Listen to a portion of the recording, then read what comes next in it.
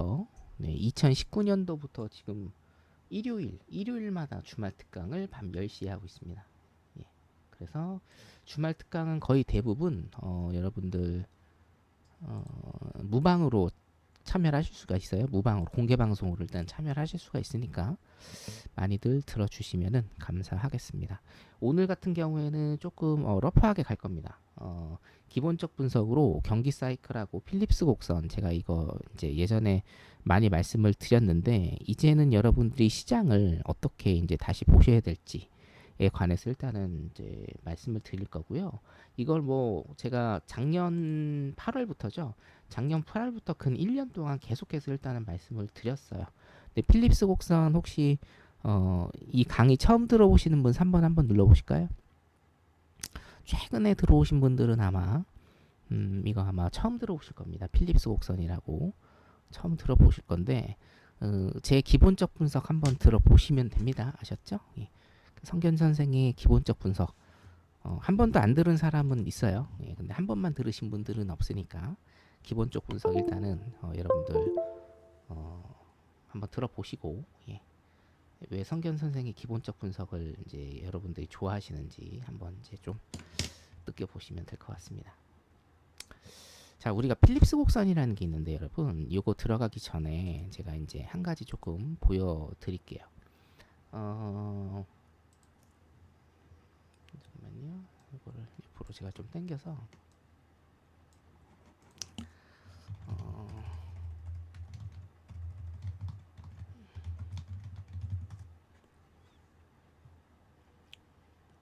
그 미국이 이제 경기 침체 얘기가 굉장히 좀 많이 나옵니다. 그렇죠? 자, 맞으면서 한번 경기 침체가 올 것이냐 안 올 것이냐, 어느 정도 올 것이냐, 온다면 어느 정도 올 것이냐, 그냥 지나갈 것이냐 등등등등등등 엄청나게 많은 경기 침체 얘기들이 지금 오고 있습니다. 그렇죠? 근데 경기 침체를 항상 얘기할 때 어떤 게 뒤에 붙나요, 여러분? 경기 침체에 대한 기사나 뉴스나 이런 게 나올 때 어떤 게 붙어요? 예, 어떤 게 붙을까? 리세션, 경기 침체 우려를 얘기할 때 항상 붙는 단어가 뭡니까? 노동시장이죠. 실업률입니다. 실업률. 자, 아셨음 5번. 실업률. 자, 그러면 그렇죠, 왔다님. 경기 침체랑 실업률이랑 무슨 관계가 있을까라는 거예요.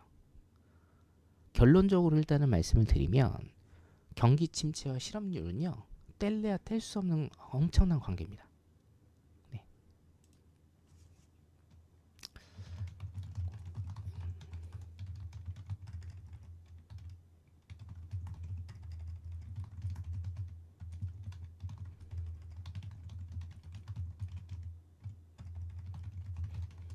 굉장히 뗄래야 뗄 수 없는 그런 관계를 가지고 있다. 예? 잠깐만요. 아직도 못 들어오신 분이 계시네.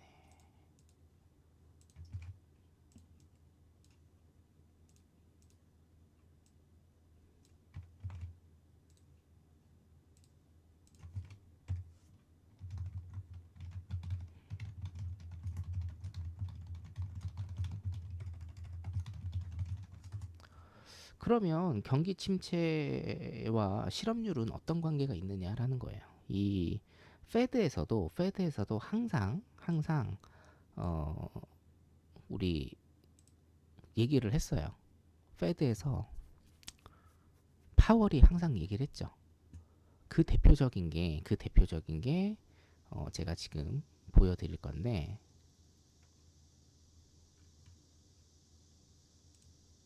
2022년 살짝 히트를 쳤던, 그죠?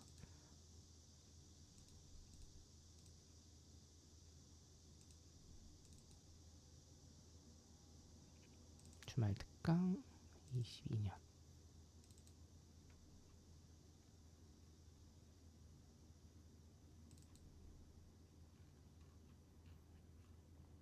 자, 여기에서 지금 2022년 작년입니다. 딱 1년 됐네요. 딱 1년 전에 제가 잭슨홀 리뷰라는 거를 했을 때 부제가 뭐였습니까? 필립스 곡선의 회귀라는 이런 주제로 주말 특강 일단 해드렸습니다. 예, 보신 분 많은데, 자, 필립스 곡선이 얼마나 중요한 거냐면 모든 기사들이 파월 의장 필립스 곡선과의 결별, 필립스 곡선 최우선 관심사가 아니다 등등등등 여러 가지 얘기를 했어요. 자, 기사 보이시면 6번. 필립스 곡선이 뭐가 그렇게 중요하냐? 오케이? 필립스 곡선이 진짜 뭐가 그렇게 중요하냐? 경기 침체보다 이게 더 중요하냐?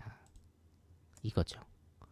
자, 필립스 곡선이라는 건 뭐냐면 필립스라는 사람이 만든 경제학 이론입니다. 오케이? 필립스라는 교수가 만든 경제학 이론인데 무슨 경제학 이론이냐면 인플레이션과 실업률을 나타내는 경제학 이론입니다. 이걸 좀 그려드리면 자, 나 필립스 곡선이라는 거 처음 들어본다 7번 한번 눌러보세요. 나 필립스 곡선이라는 거 처음 들어본다 7번. 예, 좋습니다. 쭉쭉 누르세요 빨리. 오늘 여러분들은 이 1시간의 주말 특강으로 필립스 곡선에 대해서 100%다 이해를 하실 겁니다. 필립스 곡선의 왼편은 뭐냐? 인플레예요, 인플레. 그리고 밑에는 뭡니까? 실업률입니다. 이게 뭐예요? 반비례 관계에 있다라는 겁니다. 자, 여기까지 이해되신 8번. 왜 반비례 관계에 있는지는 모르셔도 돼요. 그냥 반비례 관계에 있다. 반비례 관계에 있다. 왜 반비례인가? 자, 여기 보세요. 인플레이션이 높아지면 높아질수록 어떻게 됩니까? 실업률은 낮아지죠. 인플레이션이 물가가 낮아지면 낮아질수록 뭐예요? 물가가 여기에서 여기로 낮아졌어요. 그죠? 여기에서 여기로 낮아졌어요. 그럼 뭐예요? 실업률은 높아졌죠. 오케이? 자, 여기까지 이해되신 9번. 반비례 관계 있어요. 반비례. 왜일까? 제가 그냥 말로 여러분한테 5분만 설명드리면 됩니다. 자, 인플레라는 건 뭐예요? 지속적인 물가의 상승. 물가는 왜 상승을 할까? 이건 뭐예요? 하나만 외우시면 돼요. 시중에 통화량이 많아져서 물가가 상승을 하는 것이다. 시중에 통화량이 많다는 얘기는 무슨 의미일까? 무슨 의미? 자, 물가는 어떻게 돼요, 여러분? 물가는 신라면 1,000원이었던 것이 뭡니까? 1,200원이 되는 현상입니다. 그렇죠? 맞죠? 자, 그러면 신라면의 가치는 뭐예요? 신라면의 가치는 1,000원에서 1,200원으로 인상이 됐습니다. 자, 여기까지 이해되시면 0번. 신라면의 몸값은 1,000원에서 1,200원이 됐어요. 자, 그럼 이걸 반대로 보자고요. 반대로. 자, 신라면을 1,000원에 한 개를 살 수 있어요. 이거는 신라면의 입장이고 제가 이혼 소송도 예전에 많이 했거든요. 항상 뭐예요? 예? 이거는 신라면의 입장이 아니라 우리 화폐 입장도 들어봐야 돼요. 예? 남편의 입장뿐만이 아니고 우리 사모님들의 입장도 들어봐야 되는 겁니다. 항상. 그죠? 신라면의 입장에서는 자기의 몸값이 상승을 했어요. 그죠? 자, 근데 화폐 입장을 우리가 들어보자고요. 예전에 내가 화폐였는데 내가 1,000원짜리 화폐였어요. 근데 뭐예요? 내가 1,000원짜리 화폐였는데 나 하나로 신라면 한 개를 살 수가 있었어요. 근데 지금은 뭐예요? 나 하나로 신라면 한 개를 못 사요. 왜? 200원이 더 필요하대. 그러면 내 가치는 올라갔습니까? 내려갔습니까? 올라갔다 1번, 내려갔다 2번. 자, 제 주말 특강은 참여형입니다, 여러분. 참여형. 오케이. 내려갔죠. 내 가치가 내려간 거예요. 이거는 화폐 입장도 들어봐야 되는 겁니다. 자, 그래서 뭐예요? 결론적으로 통화량이 많아진다라는 건 뭡니까? 화폐의 가치가 떨어진 거예요. 자, 통화량이 늘어났으면 왜 화폐의 가치가 떨어질까? 이걸 예시를 들어서 제가 설명을 드린 거고 직관적으로 설명을 드리면 자, 항상 경제는 수요와 공급 이론만 알아도 경제의 50%는 다 아는 겁니다. 통화량이 많아졌어요. 통화량의 공급이 늘은 겁니다. 자, 맞으면 3번. 수요가 고정되어 있다라고 할 때 공급이 늘어난 거죠. 통화량이 늘어난 거는. 화폐가 늘어난 거예요. 통화가 늘어난 거예요. 그러면 가격이 어떻게 돼요? 떨어집니다. 가치가 뭐예요? 떨어지는 거죠. 자, 여기까지 이해되시면 4번 쭉. 지금 퓨처온 제가 지금 경고 하나 때리려고 합니다. 지금 100명 넘게 들어오셨어요. 아까보다 훨씬 더 많이 들어오셨어요. 지금 주말 특강에. 여러분 주말 특강이요. 그 1월 1일 날은요. 2,000명 들어오셨어요. 2,000명. 예, 2,000명 들어오셨어요. 1월 1일 날. 제 주말 특강이요. 어디 막 딴따라 주말 특강이 아닙니다. 네? 정말 여러분들한테 도움이 되려고 저도 노력을 많이 하는 주말 특강인데 제가 여러분들한테 원하는 건 단 한 가지밖에 없어요. 호응만 잘해주세요. 자, 아셨으면 5번 눌러보겠습니다. 지금도 뭐예요? 한 20명 정도밖에 안 눌러? 100명이 넘는데. 예, 그래도 조금 눌러주셔야지. 안 그래요? 여러분들. 자, 퓨처원에서 직접 찍은 거예요, 여러분. 예? 오프라인 강연의 최다 인원이에요. 오프라인 강연 제가 최다 인원이에요. 제가 얼마 참석했는지 아세요? 지금 경제 100만 유튜버 있죠? 경제 방송하는 100만 유튜버랑 똑같이 제가 참석을 했어요. 그 다음에 뭡니까? 1월 1일 온라인 강연에 실시간 2,000명 시청하세요. 2,000명. 여러분 2,000명이라는 숫자가 장난인지 아세요? 장난 아닙니다. 예? 그리고 한국경제하고 2대1이 제가 전부 다 눌렀어요. 동시간대 제가 1위예요. 월요일날 제가 1위입니다. 월요일날 제가 1위. 아시겠죠? 예. 그러니까 호응 잘 해주시고 제가 원하는 건 딱 하나밖에 없어요. 호응만 잘해주세요. 호응만. 예. 안 그러면 안 나올 것도 나오고 나올 것도 들어갑니다. 아시겠죠? 네. 자, 당연히 공급이 많아지니 화폐가 많이 도니 공급이 많아지니 가격과 가치가 떨어지는 겁니다. 이해되시죠? 여기까지. 예. 그래서 인플레이션이라는 건 뭐냐면 시중에 통화량이 많은 상태예요. 그럼 언제 시중에 통화량이 많겠느냐라는 거죠. 이것도 직관적으로 그냥 설명을 드릴게요. 기업이 장사를 잘해요. 기업도 돈을 많이 벌겠죠? 자, 그러면 기업이 공장을 더 늘리고 그 공장에 누구를 투입해요? 노동자들을 투입합니다. 우리 같은 노동자들을 투입해서 일을 하게 합니다. 사무실도 마찬가지예요. 그럼 뭡니까? 실업률이 낮아지고, 그죠? 실업률이 낮아지면서 뭐예요? 여러분들한테 더 돈을 많이 주겠죠. 야근을 시켜야 됩니다. 야근 수당 줍니다. 주말에 나와서 특근을 하라고 합니다. 특근 수당 줘야 돼요. 그럼 여러분들은 공장이 더 잘 도니까 어떻게 됩니까? 월급을 더 많이 받습니다. 그럼 내 주머니에 돈이 많이 채워지죠. 그럼 어떻게 돼요? 외식 한두 번 할 거 두세 번, 세네 번 하고요. 5만 원짜리 외식할 거 10만 원짜리 외식합니다. 그러면서 뭐예요? 식당 사장은 고기가 잘 팔리니까 식당 사장도 돈을 많이 법니다. 그럼 식당 사장은 뭡니까? 지점을 더 늘리게 되죠. 그럼 지점을 더 늘리면 누가 필요해요? 여러분들 같은 노동자가 필요하고 거기에 들어가는 집기류, 그죠? 집기류 이런 것들이 필요하죠. 그럼 뭡니까? 공장에다 집기류를 더 주문하죠. 그럼 공장은 또 잘 돌아갑니다.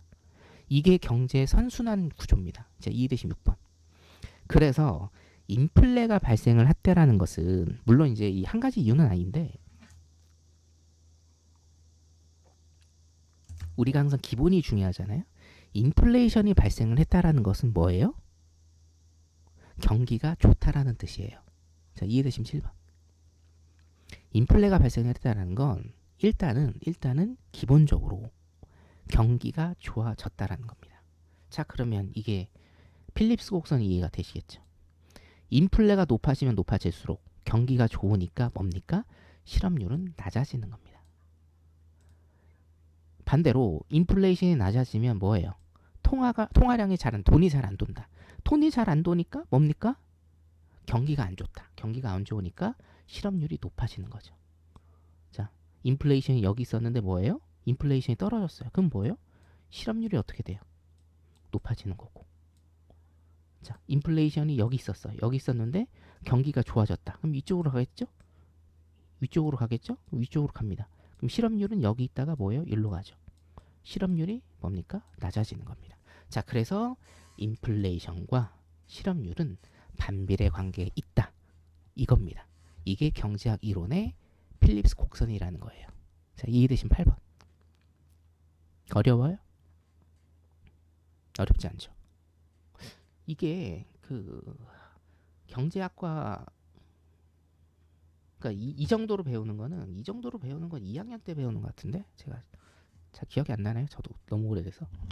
뭐 1학년 말이나 2학년 때 아마 배울 겁니다. 필립스 곡선 자체는 1학년 때 배우는데 여기까지 넘어가려면 이제 그 화폐 시장을 알아야 되거든요.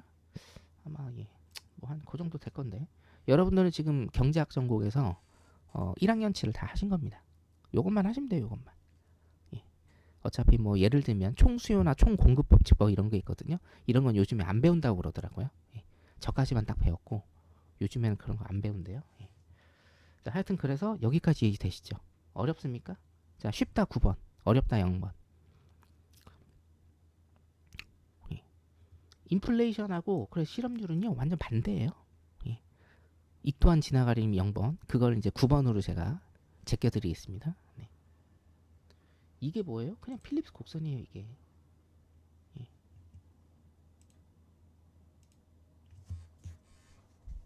자, 근데 이때 예전에 이게 지금 제가 2022년 8월 달에 말씀을 드린 거고 2022년 8월 달에 말씀을 드린 거고 우리가 금리 인상을 언제부터 했어요? 2022년 3월 달부터 했어요. 그죠? 자, 그런데 이 기사는 뭐다?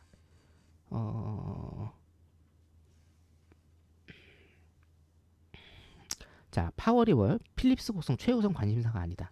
파월 필립스 곡선과의 결별. 이게 무슨 얘기냐? 이게 무슨 얘기냐? 이거는요. 2020년, 2021년 기사입니다. 그러니까 파월이 일단은 경제학자가 아니라 변호사거든요. 근데 일단은 얘도 알고 있어요. 뭘 알고 있느냐? 미국이 엄청난 인플레이션에 앞으로 시달릴 거라는 거를 알고 있었습니다. 자, 나스닥 차트 잠깐, 나스닥 일봉 차트 잠깐 보시면 월봉 보겠습니다. 나스닥 월봉 차트 잠깐 볼게요.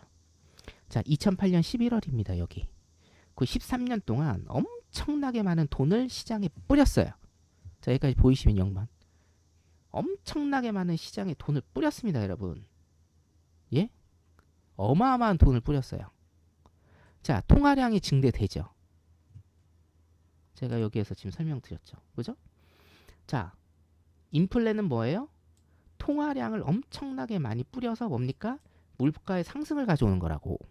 자, 미국은 2010년부터 엄청나게 많은 돈을 시장에 뿌렸어.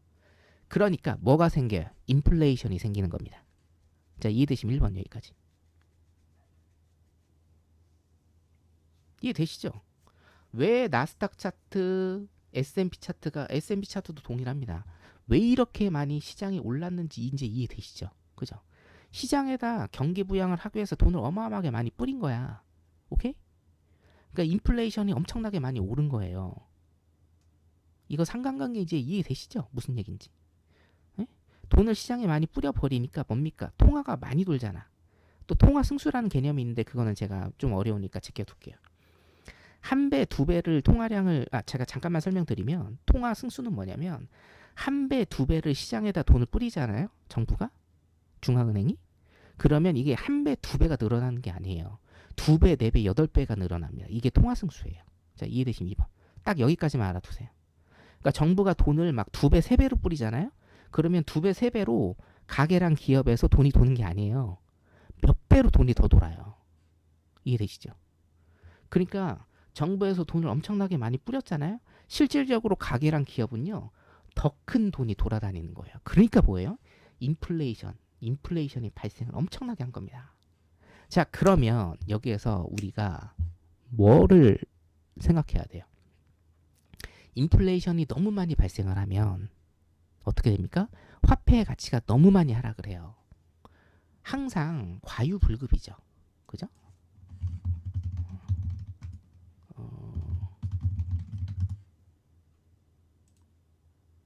자, 화폐의 가치가 너무 급락을 해요. 그러면 어떤 일이 발생을 하느냐? 이런 일이 발생을 해요. 자, 이런 일. 이거 보셨죠? 베네수엘라 같이. 그냥 이것만 보세요. 이것만. 고기 이거 하나 얻는데 뭡니까? 돈다발을 들고 가야 돼요. 왜? 화폐의 가치가 너무 많이 떨어져서. 인플레이션이 너무 많이 오르면 화폐 가치가 훅 떨어지죠. 인플레이션이 오른다라는 건 뭐예요? 통화의 공급이 높아진다. 통화 공급이 높아지면 뭐예요? 화폐의 가치가 화폐 가격이 떨어지죠. 그러니까 뭡니까? 이런 현상이 발생을 하는 겁니다. 이해되시면 3번. 그래서 인플레이션은 어떻게 해요? 적절히 조절을 해야 돼요. 오케이? 인플레이션은 적절히 조절 안 하면 여기 나와 있네. 이렇게 돼 버린다니까요. 이게 어디냐면 잠바부웨이인가? 그죠? 잠바부웨이. 여기. 이거 아시죠, 여러분?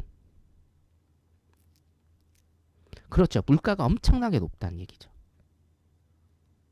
이렇게 돼 버린다니까요. 이게 뭐예요? $50,000 예. 애기가 이런 돈을 갖고 있어요. 자, 보세요. 이걸로 뭐예요? 두루마기 휴지 하나 산다니까요. 이 돈으로. 인플레이션이 너무 높아버리면. 자, 이해되시면 4번. 그래서 뭐예요? 결론적으로는 적절한 인플레이션이 제일 좋다. 이해되세요? 자, 인플레이션이 나쁜 게 아니에요. 자, 인플레이션이 나쁜 게 아닙니다. 인플레이션은요, 좋은 겁니다. 왜? 인플레가 높아져 간다라는 거는 뭐예요? 경기가 좋다는 뜻이에요. 자, 이해되시면 5번. 인플레가 높아져 간다라는 건 뭡니까? 경기가 좋아진다는 뜻이에요. 대신 전제 조건이 있어요. 무슨 인플레? 중앙은행에서 컨트롤할 수 있는 인플레는 좋은 겁니다. 아웃 오브 오더가 되면 안 돼요. 이해되시죠? 이해되시면 6번. 그렇죠. 적정 인플레이션은 가장 경제에 좋습니다. 이걸 연준에서 얘기하는 거는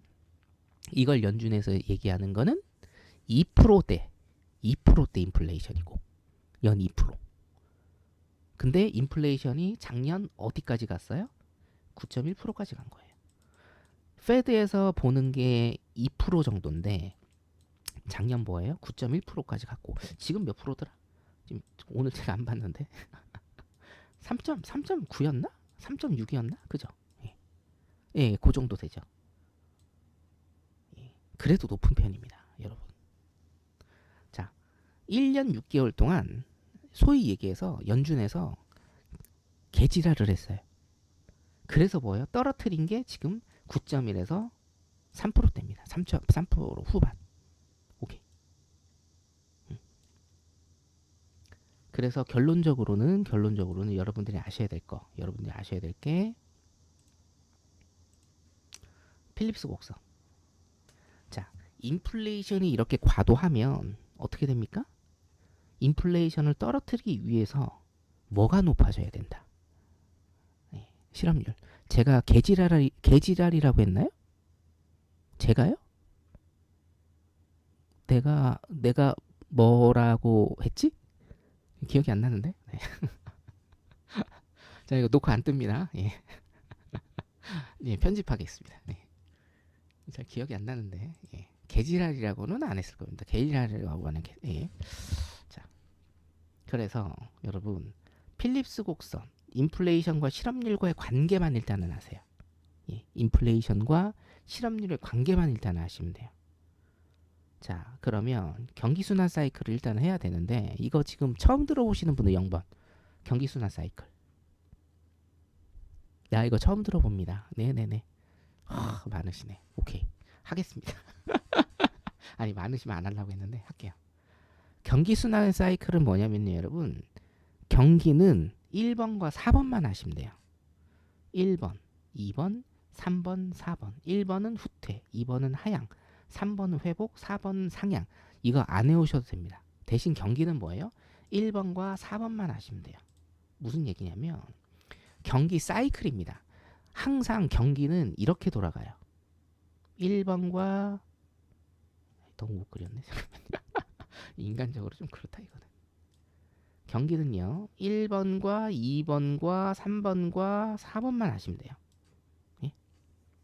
자, 이렇게 딱 갈라서 요것만 하시면 됩니다. 1번, 2번, 3번, 4번. 경기는 딱 뭐예요? 1, 2, 3, 4만 하시면 됩니다. 자, 여기는 뭡니까? 여기는 뭐예요? 인플레의 정점. 2번은 뭘까요? 2번은 1번의 후유증. 3번은 뭐예요? 피벗. 우리가 리커버리, 회복이라고 부릅니다. 4번은 뭐예요? 경기 상향. 1, 2, 3, 4만 아시면 됩니다. 자, 아셨으면 1번. 아셨으면 시작하도록 하겠습니다. 이거는 경기 사이클. 자, 인플레이션이 미국의 예를 들겠습니다. 우리나라도 사실은 마찬가지인데 인플레이션이 정점을 찍어요. 물가가 너무 많이 올라요. 그러면 이제 중앙은행에서 컨트롤할 수 없는 그런 물가가 오릅니다. 미국처럼. 그럼 뭡니까? 물가를 잡아야 되죠. 물가를 잡는 여러 가지 방법들이 있어요. 제가 이따 설명을 한번 드릴 건데 물가를 잡는 여러 가지 방법들이 있어요. 여기에 있는 것만 다가 아니라 지금 한 8가지 정도 됩니다. 원래 이론적으로. 자, 제일 중요한 건 뭐예요, 여러분? 인플레가 왜 발생을 한다고요? 인플레가 왜 발생을 할까? 통화량이 많아져서. 경기가 좋아지니까 통화량이 많아져서 인플레가 발생을 한다라고 제가 말씀드렸죠. 기억나시면 2번. 제가 5분 전에 말씀드렸습니다. 그죠? 그렇죠. 맞아요. 통화량이 많아지니까 화폐 가치가 낮아지는 겁니다. 자, 그러면 어떻게 해야 돼요? 통화량이 많아져서 화폐 가치가 낮아지니 통화량을 줄여야 됩니다. 자, 마지막 3번. 간단해요, 여러분. 이 제가 기본적 분석을 여러분들한테 해드리는데 제 기본적 분석은 경제학 기초를 둔 기본적 분석이에요. 그래서 여러분들이 경제학의 기초를 뒀다라고 해서 거부감을 느끼실 필요가 전혀 없어요. 왜냐? 여러분들이 아무것도 모르는 정말 초등학생, 유치원은 안 되고 솔직히 초등학생 한 4학년 이상이라고 생각을 하고 제가 가르치기 때문에 예? 오케이? 예. 자, 통화량이 많아져서 인플레이션이 발생을 한다. 그러면 결론적으로는 통화량을 줄이면 되겠죠. 통화량을 줄이는 큰 2가지 방법이 있는데 뭐냐면 원래는 3가지 방법인데요. 크게 2가지만 제가 오늘은 설명을 드릴게요. 첫 번째는 정부가 쓰는 재정정책입니다. 이 재정정책의 대표적인 게 세금이에요. 자, 시중에 통화량이 많아요. 근데 통화량을 줄이고 싶어. 그럼 여러분들 세금을 많이 걷으면 되죠. 자, 마지막 4번. 세금을 많이 걷어요, 정부가. 그럼 뭐예요? 시중에 통화량이 적어집니다. 세금을 조금 걷어요. 시중에 통화량이 많아집니다. 이게 뭐예요? 정부의 재정정책입니다. 이해되시면 4번 쭉. 예. 이거예요. 간단합니다, 여러분. 매크로 시장 분석하는 거예요, 이게 지금. 매크로 시장 분석의 그 기본 되는 베이스를 여러분들 지금 공부하신 거예요. 아, 스타기 킬러님 어서 오세요. 반갑습니다. 자, 1억 5천만 원의 주인공입니다. 스타기 킬러님. 네. 저는 저기 가신 줄 알았어. 나는 금요일 날 빠이빠이 하고 가길래 가신 줄 알았어. 목요일 날. 목요일 날. 들어오셨네 이거. 감사합니다. 네, 감사합니다. 정말. 예. 자, 그리고 두 번째는 뭐냐? 기준금리를 이용한 통화량의 조절입니다. 이게 중앙은행의 통화정책이에요. 무슨 얘기냐면 되게 간단해요, 여러분. 별거 아닙니다. 자, 그림판 하나 더 써볼까요? 여기에다가 하면 또 그려야 되니까. 자, 여러분 되게 상식적이거든요. 여러분 금리 이자라고 칩시다. 그냥 금리가 이자는 아닌데 이자가 높으면 여러분들 은행에서 돈 많이 빌려요, 안 빌려요? 안 빌리죠. 자, 마지막 5번.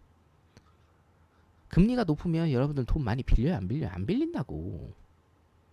있는 돈도 뭐예요? 내가 대출을 1,000만 원 받았었는데 이자만 뭐 1% 이자만 내고 있었어. 근데 이자가 5%로 오른대.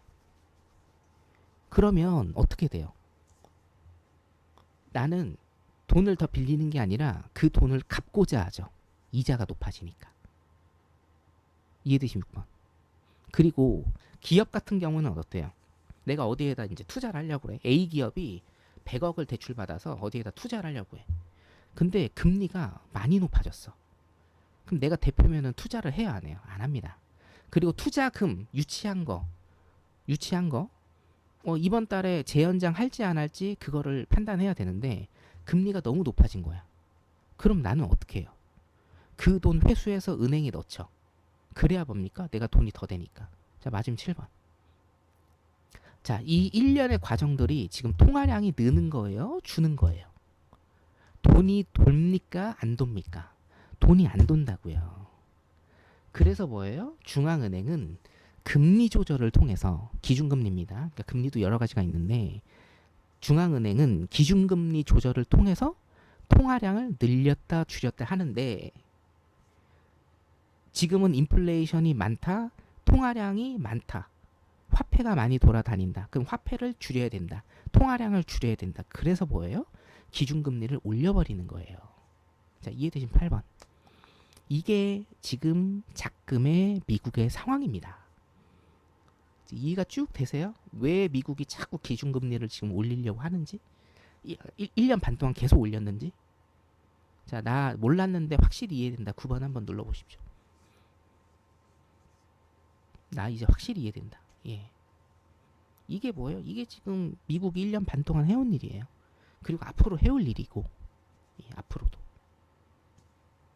오케이? 그게 뭡니까?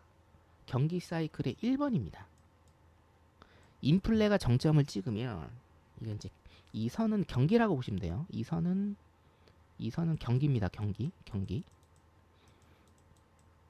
자, 인플레가 정점을 찍었을 때 1번에서 어떤 현상이 발생을 하냐? 정부의 재정 정책과 중앙은행의 통화 정책 합쳐져서 뭡니까? 인플레이션을 잡으려고 하는 겁니다. 어떻게 해요? 이것만 일단 말씀드릴게요. 은행의 재정 정책, 금리 인상을 통해서 대표적인 겁니다. 이것만 있는 건 아니에요.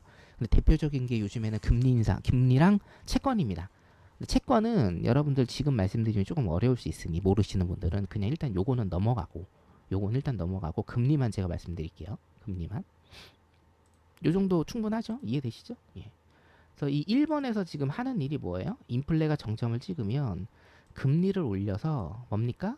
경기를 다운시키는 겁니다. 인플레이션이 다운된다는 건 뭡니까? 통화량이 줄어드는 건 뭐예요? 경기를 다운시키는 거예요. 경기를 다운시키는 겁니다. 자, 이해되신 0번 쭉 여기까지. 이게 1번 구간이에요. 이게 1번 구간.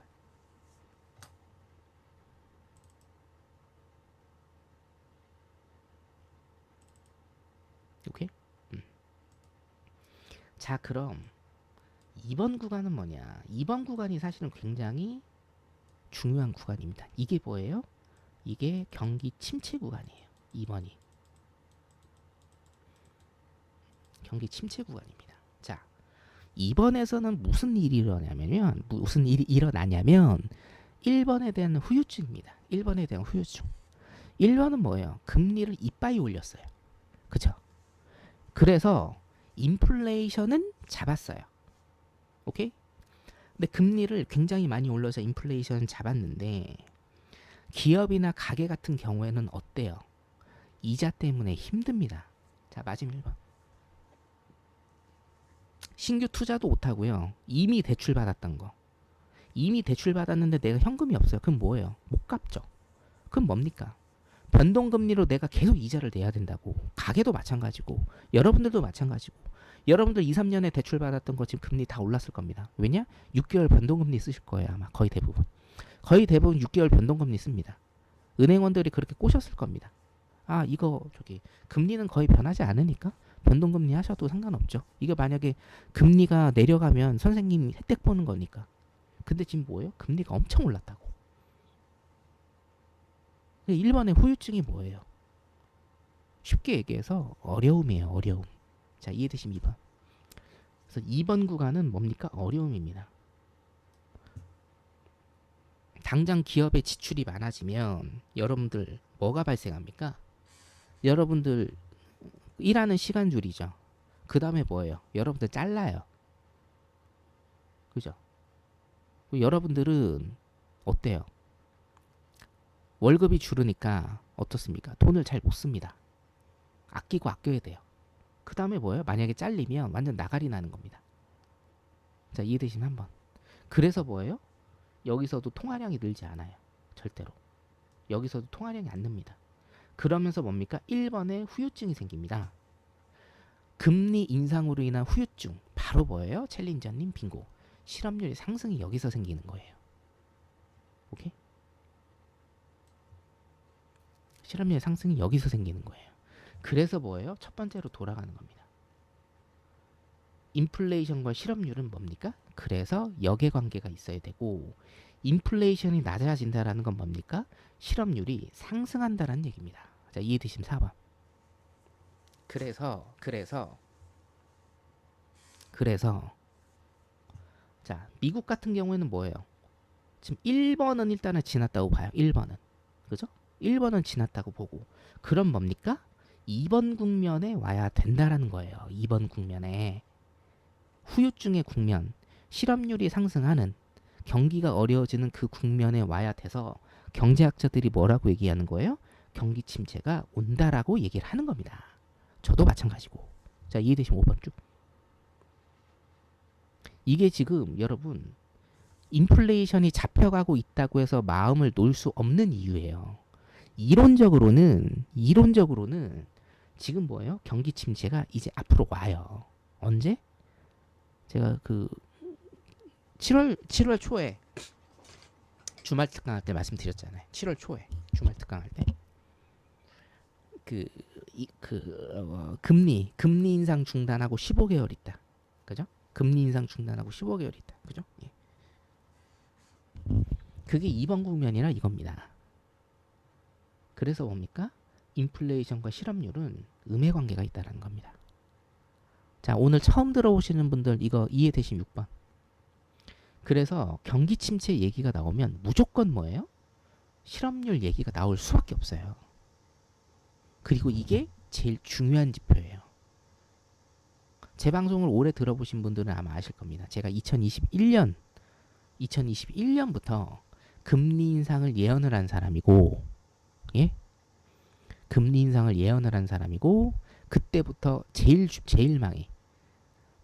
해외 선물이든 주식 전문가든지 간에 다 입 닫고 있을 때 실업률 높아져야 된다라고 제가 말씀을 드린 사람입니다.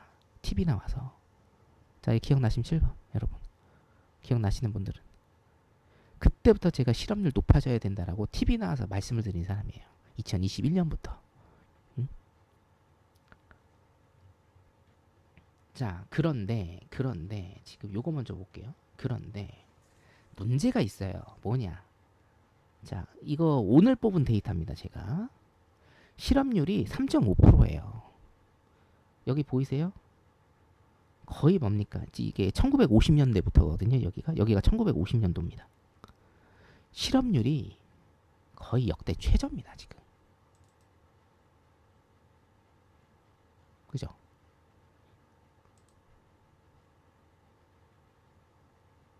네. 실업률이 역대 최저입니다. 역대 최저. 거의. 보이시면 7번. 예. 예, 16,000이요? 네네. 네, 뭐. 역대 최저예요. 자, 그러면 이게 왜 이렇게 될까? 왜 이렇게 될까?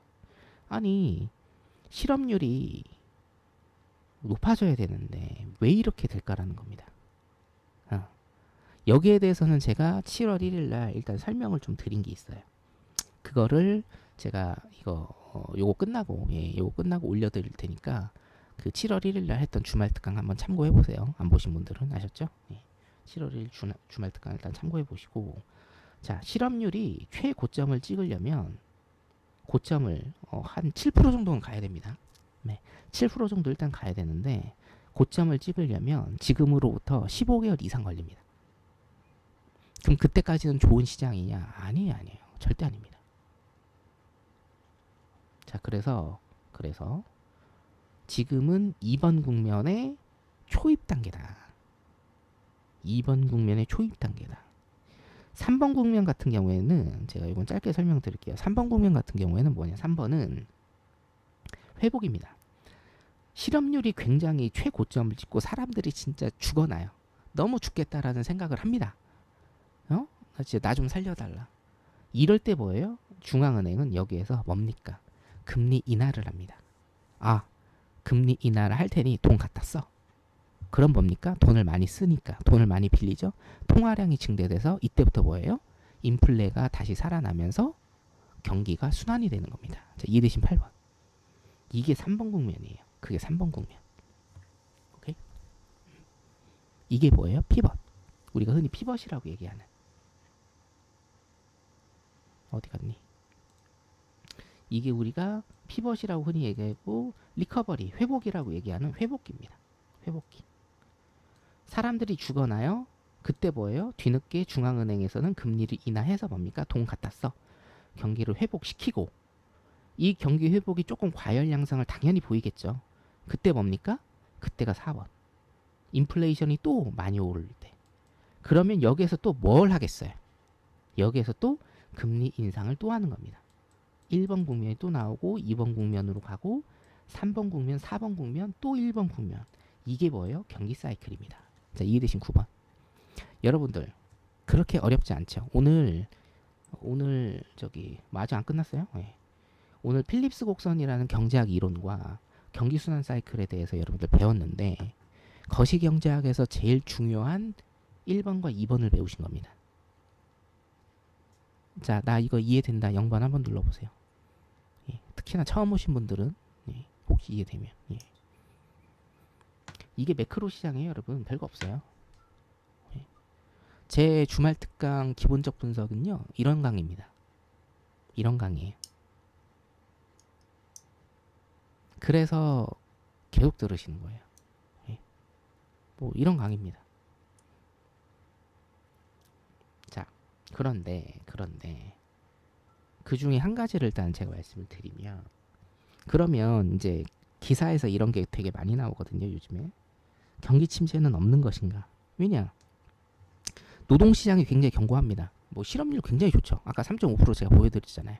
1950년대부터 거의 역대 최저치거든요. 실업률이. 실업률이 지금 인플레이션이 이렇게 떨어지고 있고 실업률이 이렇게 최저치면 이제 경기 침체 없는 거 아니냐? 저희로는 틀린 게 아니냐? 글쎄요. 저는 아직 그렇게 보지는 않습니다. 자, 신용등급 강등될 거라고 제가 얘기 드렸어요. 자, 혹시 기억나시죠? 1번 이거. 제가 뭡니까? 실리콘밸리 뱅킹 사태 제가 분석해 드릴 때 파산할 때 걔네 제가 이거 신용등급 강등될 거라고 얘기했어요. 뭐 때문에? 그게 중요하죠. 뭐 때문에? 부채 때문에. 자, 기억나시면 2번 쭉. 부채 때문에 얘네 신용등급 강등당할 거다. 그리고 피치사에서 지금 이제 신용평가위원회인데요. 피치사에서 이제 세계 3위입니다. 3위. 영국 기업인데 얘네가 신용등급 강등을 했어요. 그러면 미국 기업 2개가 있어요. 스탠다드 앤 푸어스가 있고 무디스가 있어요. 얘네들도요. 차후에는 강등할 겁니다. 이거는 성지방송이 될 겁니다. 자, 이해되시면 한번. 이거는 성지방송이 될 거예요. 자, 신용등급 강등될 거라고 제가 예언을 했어요. 몇 달 전부터. 왜요? 왜가 중요하죠. 왜? 저는 시장이 오를 겁니다. 시장이 내릴 겁니다라고 그렇게 어중이 떠중이로 말하는 사람이 아니에요. 확실한 제 관점과 논거가 있어요. 그게 틀릴지언정 확실한 제 관점과 논거가 있습니다. 정부 부채 얘기는요. 제가 2021년부터 같이 계속 말씀드리는 거예요. 2021년부터 계속 정부 부채는. 예? 우리 신세계 리턴즈 보실 수 있거든요. 그거 예전부터 보실 수 있어요. 한 2년 전, 3년 전 거부터. 제 말이 거짓말이면 그거 들어가서 저한테 올리세요. 너 구락 같다고. 정부 부채 때문에 얘네는 안 된다고 제가 말씀을 드렸어요. 정부 부채가 뭐가 문제냐? 예? 어차피 스탠다드 앤 푸어스 하고요. S&P하고 무디스도 강등할 거예요. 얘네 지금 미국 기업이니까 강등 안 하는 거예요, 여러분. 대선이 코앞이에요, 여러분. 미국 대선이 내년입니다. 내년 대선이 코앞인데 얘네가 신용등급을 강등하겠어요? 그럼 어떻게 돼요? 바이든 날라간다니까? 민주당 날라가요. 하겠냐고 얘네가. 예? 2008년 9년 리만 브러더스 사태에 미국이 진짜 날라갈 뻔 했는데도 얘네 뭐예요? 예? 모기지 채권 등급 강등했어요, 안 했어요? 나중에 했어요. 버티다. 자, 기억나시면 4번. 제가 그래서 빅쇼트 보라고 했죠? 예? 빅쇼트 영화 무조건 보시라고 했죠? 거기 미국의 모든 경제학적 역사가 다 들어있다고? 그것만 두세 번 계속 보세요. 미국의 경제에 대해서 다 아실 겁니다. 걔네는 미국 기업이랑 S&P랑 무디스는 미국 기업이기 때문에 신용등급 강등이요 해요. 하긴 하는데 진짜 1 터지기 바로 직전에 한다니까 얘네는. 어쩔 수 없다니까요 이게. 우리가 주목해야 될 건 뭐예요? 피치에서 강등을 한 거예요. 얘네는 사실은 제가 보기에는 미국에 대해서는 지네 나라에 대해서는 좀 그런데 얘네도 마찬가지예요. 근데 얘네도 영국은 강등 안 했어요. 근데 영국 강등해야 돼요 지금. 그러니까 자국 내 거는 뭐예요? 되게 관대해. 근데 상대적으로 다른 국가에 대해서는 되게 냉정하게 잘 보는 것 같아요. 피치사에서 강등하잖아요. 이유가 있어서 강등했다니까요. 무조건. 그게 뭐예요? 정부 부채라고. 딱 집어서 얘기했잖아요. 피치사에서. 정부 부채. 부채 한도 협상이 너무 지지부진하고 항상 똑같은 레파토리다. 막판 가서 타결한다. 근데 왜 막판 가서 항상 타결이 됩니까? 왜 막판 가서 항상 벼랑 끝에서 타결이 되나요? 이게 정부 부채가 왜 그래요? 너무 많으니까. 자, 보이시면 5번. 정부 부채가 너무 많으니까. 자, 1970년대부터 2000년, 2010년까지는 기울기가 요 정도밖에 안 됐어요. 그리고 2010년에서 2020년까지는 기울기가 이 정도 됐습니다. 기울기가. 근데 이거는 기울기가 어쩔 수 없어요. 왜요? 엄청나게 돈을 많이 뿌려댔으니까 미국에서. 그러니까 뭐예요? 부채가 많이 늘었지. 정부 부채가. 정부가 빚내가지고 돈을 시장에다 많이 뿌렸다니까요. 그러니까 어쩔 수 없었던 거예요. 이거는. 근데 2020년 코로나 때부터 현재 3년치를 보세요. 이 기울기를. 거의 90도입니다. 이게. 자, 보이시면 6번. 이게 거의 90도예요. 여러분. 엄청 심각해요. 이거 지금. 그래서 제가 항상 말씀드리잖아요. 미국은 지금 뭐예요? 부채를 돌려막기 하고 있는 거예요. 흡사. 여러분들이 카드 돌려막기 하는 것처럼. 농담입니다. 카드 돌려막기 하는 것처럼 얘네는 뭐예요? 채권 찍어내서 부채를 돌려막기 하고 있는 거라니까요. 예? 시장의 인사이트를 정확히 보셔야 돼요, 여러분. 지금 나스닥 뭐야, 씨. 보세요. 일봉 봅시다. 일봉입니다. 지금 뭐 나스닥 뭐 오른다고? 예? 2023년부터 여기입니다. 2023년 여기거든요. 지금 나스닥 뭐 오른다고? 예? 계속 뭐 오른다고 좋아할 때예요? 미국 주식 오른다고 좋아할 때입니까? 인플레이션이 3%대로 꺾였다고 좋아할 때예요? 실업률이 더 이상 늘지 않는다고 좋아할 때입니까? 아니에요. 이거는 가이드라인을 벗어난 거예요. 그래서 더 위험한 거예요, 여러분. 예측 불가능한 상황이란 거예요, 이게. 자, 이해되시면 7번. 이게 예측 가능한 상황이 되려면 이론적으로 가야 돼, 이론적으로. 인플레이션 꺾이면서 경기 침체가 와야 돼요. 경기 둔화가 와야 된다니까요. 지금 실업률이 높아져야 된다니까. 근데 굉장히 레어한 상황으로 가고 있다고. 예측 불가능한 상황. 여러분들 가장 두려운 게 뭐예요? 금융시장에서 가장 두려운 게 뭐예요? 여러분 인생에서 가장 두려운 게 뭡니까? 예측이 불가능할 때, 뭔 일이 터질지 모를 때가 가장 불안한 거예요. 근데 지금 보세요. 뭔 일이 터질지 모른다니까요. 이거는 시장 참여자들의 몫이고 세력 형님들의 몫이니까 그렇다 칩시다. 그런데 가장 무서운 건 뭐냐면, 예? 가장 무서운 거는요, 실업률이 떨어지지 않는다라는 거예요. 이게. 실업률이 왜 떨어지지 않는가에 대해서는 여러 가지 이론이 있는데, 이거 제가 7월 1일 날 주말 특강 때, 7월 3일인가요? 그때 주말 특강 때 해드렸고, 이거 올려드릴 테니까 다시 한번 보세요. 자, 아셨으면 8번. 근데 이것도 썰일 뿐입니다. 썰일 뿐이에요, 그냥. 왜 실업률이 이렇게 떨어지지 않는지는 아직도 아무도 몰라요. 흡사 제가 목요일인가 금요일 방송에서도 말씀드렸죠. 금요일 방송에서 말씀드렸나? 일본 경제 말씀드리면서 그 말씀드렸죠. 1920년대 경제 대공황이 왔습니다. 이거 경제 대공황이 왜 왔느냐? 몰라요. 그냥 썰일 뿐입니다. 모릅니다. 경제 대공황이 왜 왔는지. 세계 경제의 최고 이벤트였죠. 경제 대공황. 그거 왜 왔는지 몰라요, 여러분. 그냥 학설로만 몇 가지 있을 뿐 몰라요. 똑같아요, 지금 이게 상황이. 뭐예요? 왜 실업률이 안 오르는지 몰라요. 제가 노동시장 분석 굉장히 잘해드립니다. 굉장히 열심히 잘해드리죠. 자, 마지막 9번. 졸트, 구인이직 보고서, 신규 실업수당 청구 건수, 실업률 등등등등등등 여러 가지 분석을 제가 굉장히 잘해드리는데 몰라요, 이거. 왜 실업률이 안 오르는지. 몇 가지 썰들은 있죠. 그죠? 대표적인 7월 1일 날 제가 말씀드렸던 게 뭐예요? 은행들이 뭡니까? 준비금 예치를 많이 해서 대비를 잘했다. 혹은 뭐예요? 혹은 장기적으로 코로나 때 장기적으로 저금리 대출을 많이 받았기 때문에 아직은 버틸만하다 등등등등 여러 가지 썰이 있는데 그건 썰이라고. 실업률이 지금 왜 펌핑이 안 되는지 모른다고요, 지금. 오케이? 분명히 실업률이 올라야 정상이에요, 지금. 예? 자, 2022년 3월에 기준금리가 0.25였어요. 0.25. 1년 반 후에 지금 얼마예요? 5.5예요. 몇 배 올랐어요? 55배 올랐나요? 몇 배야? 계산해보세요. 22배 올랐습니까? 22배 정도 올랐죠. 계산해보세요. 0.25에서 기준금리가 5.5로 올랐다니까요? 그럼 뭐예요?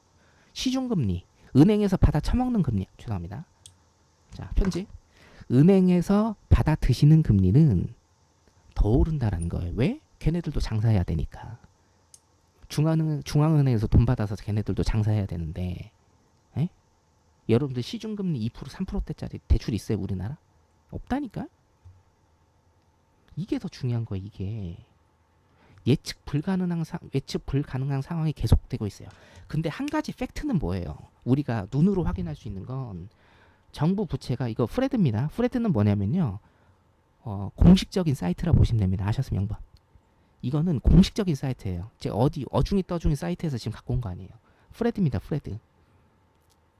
공식 사이트입니다. 미국에.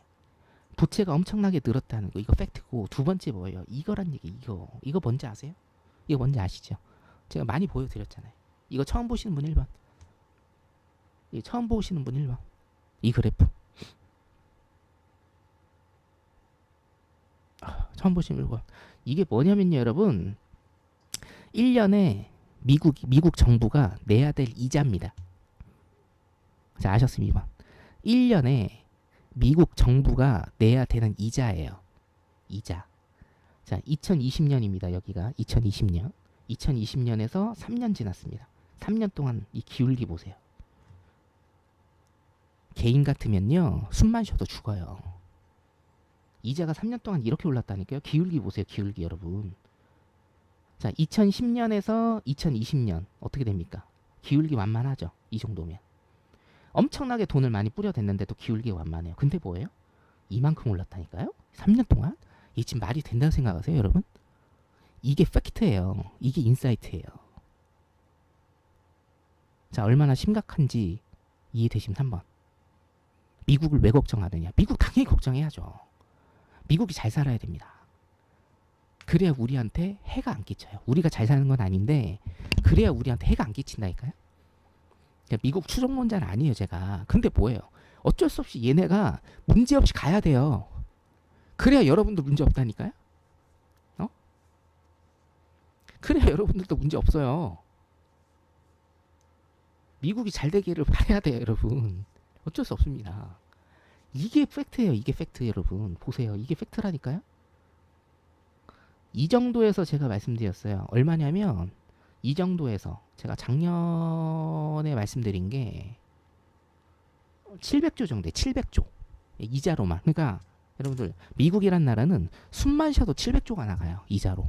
자, 2대심 4번. 이게 이 정도였습니다. 제가 설명드린 게 이 정도였을 거예요. 근데 뭐예요? 지금 더 올랐어요. 얼마인지 모릅니다. 아직 안 나왔습니다. 공식적인 거는. 제가 뭐 한 몇 달 정도 지나서 말씀드릴게요. 이거는 상상을 할 수가 없다니까요. 미국 정부 부채는요 지금 4경이 넘었습니다. 4경.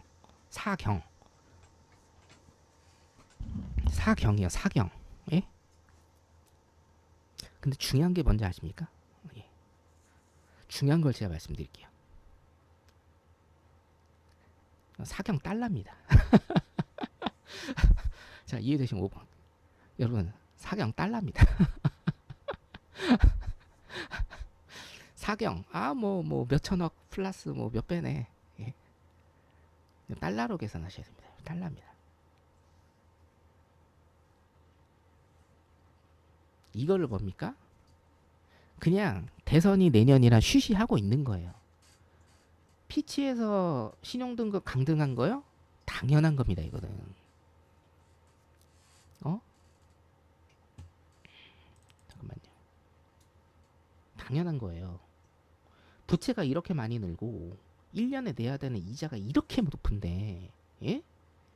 아니 우리는 대출 1,000만 원만 받아도 뭐예요? 신용등급 떨어지는데 국가가 이 정도 하는데 신용등급이 안 떨어지면, 예? 그게 가란 겁니다, 여러분. 자, 아셨습니까? 6번. 그게 말이 안 되는 거예요.